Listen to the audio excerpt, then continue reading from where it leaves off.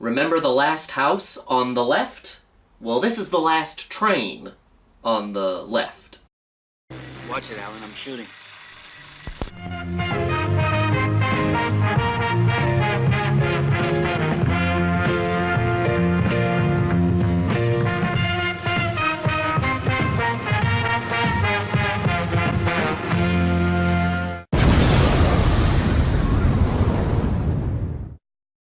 Night Train Moides.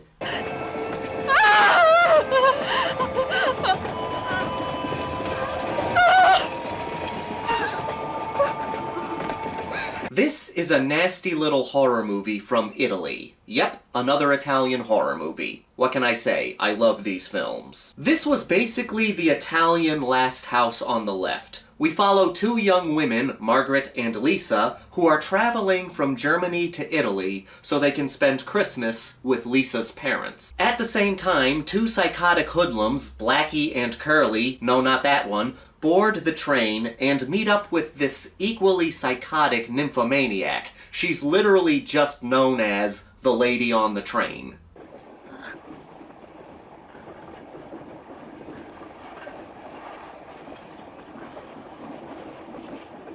She's played by Macha Meril. Giallo fans will recognize her from Deep Red. The girls eventually run into the crazies, and what follows is a night of torment and murder.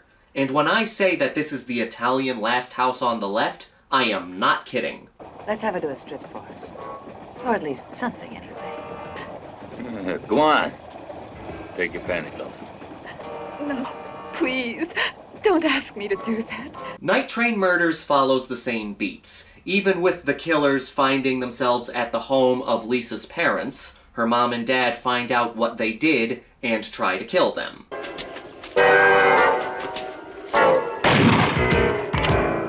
This was pretty common in the Italian film industry during the 70s and 80s. If you went to a production company, they wouldn't ask you, what's your movie like? They would ask you, what movie is your movie like? So filmmakers had to work around those stipulations. Lucio Fulci's Zombie was made because of Dawn of the Dead. The Last Shark was made because of Jaws. Star Crash was made because of Star Wars.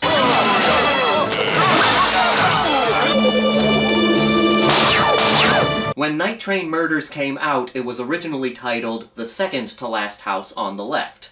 Night Train Murders is a much better title. And remember the tagline from Last House? To avoid fainting, keep repeating. It's only a movie. Only a movie.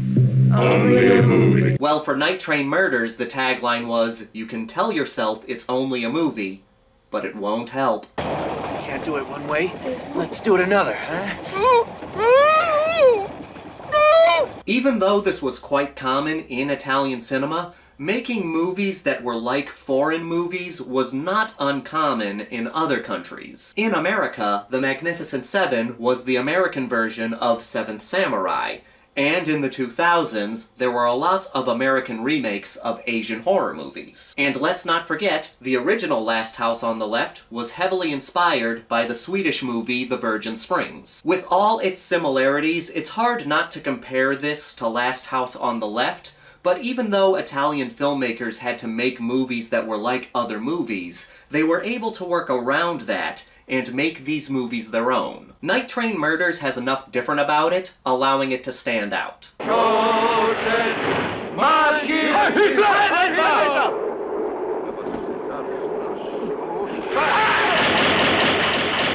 The villains are the kind of thugs you expect in a movie like this. There are moments where they actually come across as more sadistic than Krug's gang in Last House. The lady on the train becomes the ringleader of this game of violence. She keeps egging these two guys on, and seems to get some kind of sexual thrill out of watching these two girls get assaulted.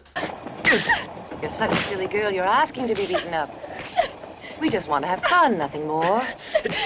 It's made all the more unsettling with the fact that we never find out her name. It is strange that this is all taking place on a train. In Last House, it made more sense that these thugs were able to get away with this because the assault was happening in the middle of the woods. In here, certain events happen that lead these poor girls to being trapped in a train car with these sickos. It's kind of convenient, but it works for the sake of the plot.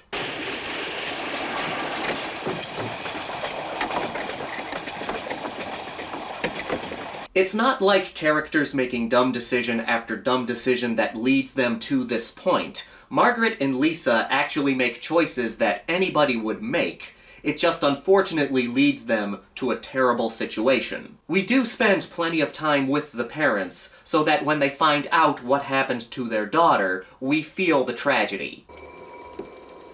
That's strange. Where are they? Are you sure this is the right train? Yes, this is the right train. And why aren't they on it? I don't know. The only problem is we never have a scene of the parents with the daughter. The story would have been sadder if Lisa and her parents actually had some kind of interaction, but they never really see each other through the film. They never even see the body. Lisa's father just hears about it on the radio and connects the dots. From the articles found alongside the track, police have recovered one passport. It is that of Margaret Hollendorf, the resident of Munich, from One of the more disturbing scenes is when this guy peeks into the window and sees what's going on. But instead of putting a stop to it, he watches. And it's made all the more disturbing when the thugs pull him into their train car and allow him to have his way with Margaret.